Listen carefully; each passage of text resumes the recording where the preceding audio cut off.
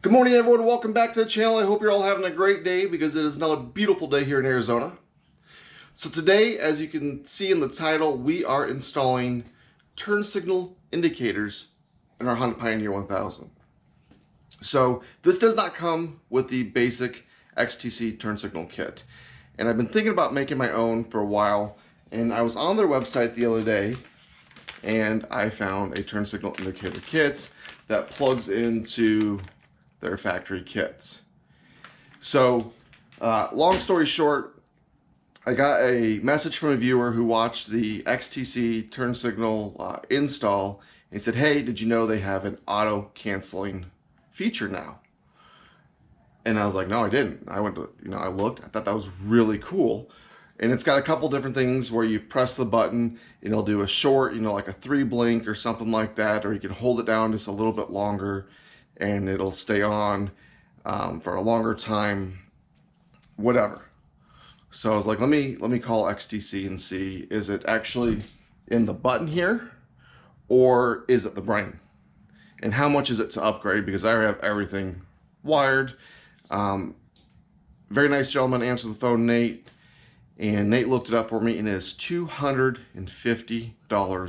to retrofit an old kit to make it auto canceling. And I think that's really awesome. It is just not within my budget. When this kit works absolutely fine, there's nothing wrong with it. I said, hey Nate, can I send my old brain in and you guys just reprogram it or something? And it's actually new and it's smaller. It takes up less room than this one. It's been completely redesigned. So unfortunately, I'm not gonna do that. But what I'm gonna do is we're gonna install the indicators. So let me show you what I see. If you recall, when I redid my switch panel, I said hindsight's 20/20, and I would have put the indicators in the switch panel. So let me get in here. So when you get in my Pioneer, let's see, this is the view I see when I'm driving. The problem is you can't see the turn signals here. I don't really care about the horn. You get the hazards in your horn. I do use the turn signals all the time. So in order for me to see them, I gotta look over here. It's not optimal, but that's just where I put them. I would have preferred to put them in these positions here because I only use this for the light. So as I'm sitting here for the last week, thinking before I record this, where do I put my indicator lights? Because originally I was going to put something just up here. As you can see, you can't see my finger. Now it would reflect off this, but so what I'm going to do is I think I'm going to put them right here. So let's open this up. Got the camera set down. Pioneer seat's a great workbench. My other one's full of stuff. So you open this up. And you got some zip ties. You got your instructions. What's it say? A 5/32 hole. Cool. All right, I know it's this plug and play. All right. So we'll end up cutting this zip tie here. It's just the harness that goes in between up by the brain. And then screws on there. And there we go. We got right and left. So let's go ahead, get the tools to see I got the screw gun out. And that's it. All we need is a pair of dikes to cut the strap off here. And we have our 15/32 drill bit right there. I think I said 5/32 earlier. It's a 15/32. So this is a really easy install. So first thing we're going to do is we're going to remove the hood to get to the brain. So let's get the hood off. There we go. We'll set that aside. So now we got our tools with us. Put these all over here. And what it's saying to do is go back to my brain. Let me show you that. Remember, I have my brain tucked down in here. And you got a couple different plugs. You got a 4-prong there, a 4-prong here. If you look on this, you can see how the connectors, they're color coded. This has got the purple, yellow, green, and black.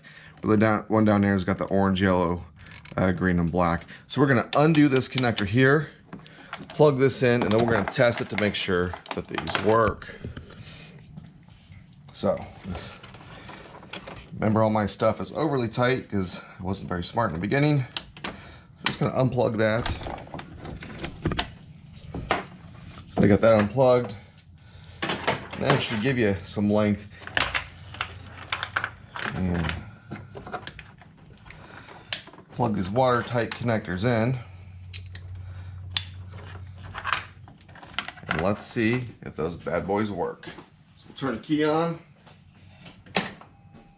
And left, right, four-way. Look at that. So I am a huge fan of these XTC products. They're probably the most expensive out there on the market, to be honest with you. But it is so worth it in my eyes. I mean, all the connectors are waterproof. They give you this really nice coating to protect the wires. And then to make it easy, you can just disconnect this. You can feed this through the front of the dash. But everything is watertight connectors.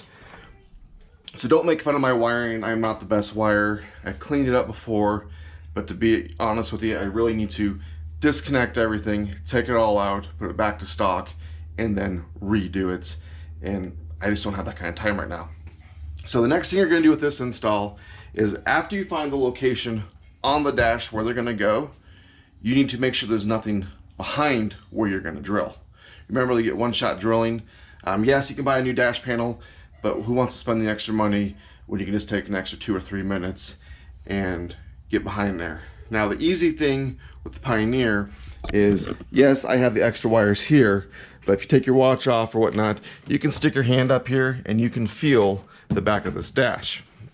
Just remember that you have your instrument cluster here, and there's a big plug back there that goes into it.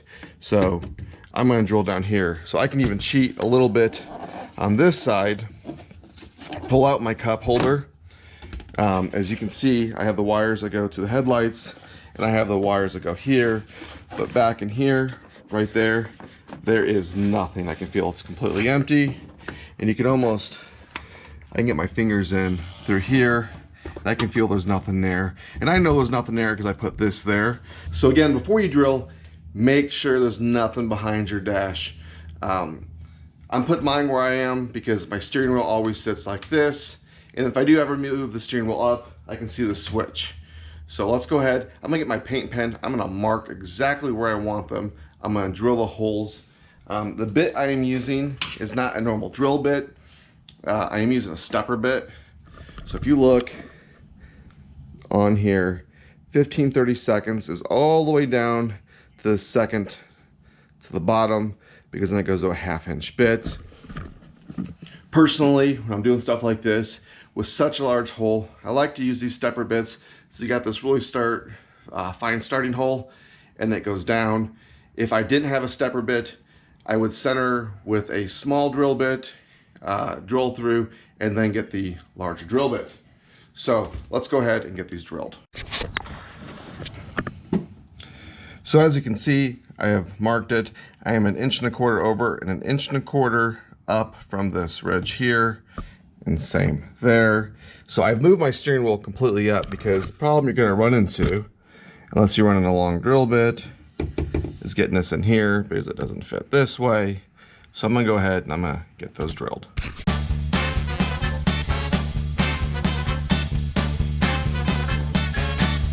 And there we go. Looks like I put this one just a tad bit higher, but you gotta be really careful, because again, you know, I was borderline. There's not much room going down on this hole to hit in the brain, and these stepper bits make such a nice clean hole. So now let's get the signals installed. So to get these installed is really simple.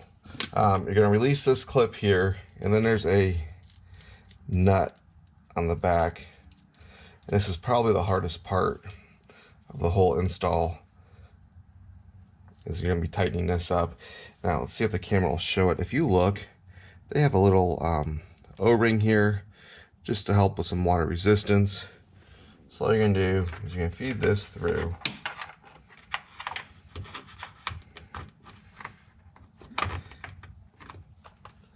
Line up your arrow going this way, and then get these nuts in the back.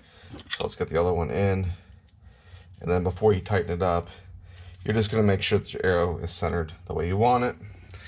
This one over here is gonna be a little easier because I can go through the cup holder.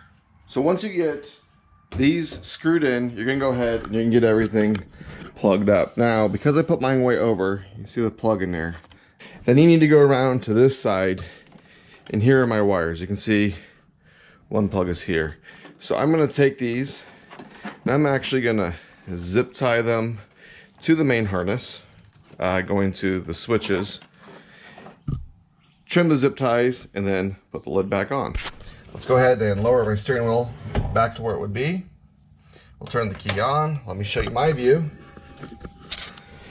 So this is my driving view. I look up, look down, and we got left turn signal, right turn signal. Now I can see if they're on while I'm driving, and we got our hazards all work. Well, there you have it. There is the turn signal indicator kit from XTC. I'll put a link to the description below to XTC's website. They have them for all different types of side-by-sides. If I were to do it again, obviously I would get the auto canceling, but I do think I would still put the indicators in. It makes it feel just a little bit more like a car. I am not sponsored by them, but I do think they have probably one of the best products on the market if you are looking for turn signals that integrate your factory taillights. And then again, everything's waterproof connectors. You're not cutting and splicing into your factory wiring harness. The hardest part of this whole install was putting the lock nuts on the back of the turn signal indicator lights. It took a little maneuvering because I did not want to take the side panel off. Total install time was probably 15 minutes, and half of that was just getting the indicators screwed in and plugged up. So don't forget to give me a big thumbs up if you liked the video. Don't forget to subscribe, and until next time.